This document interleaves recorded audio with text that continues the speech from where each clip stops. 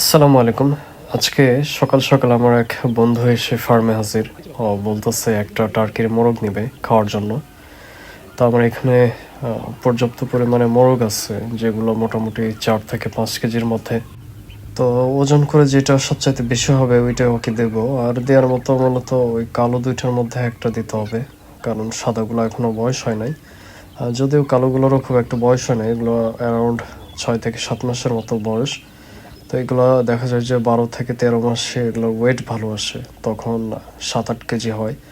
আর যে ওদের গোস্তের পুরুত্বটাও ভালো হয় তখন। তো এই মুরগিটা মোটামুটি 4 কেজি 600 গ্রামের মতো ওয়েট হলো।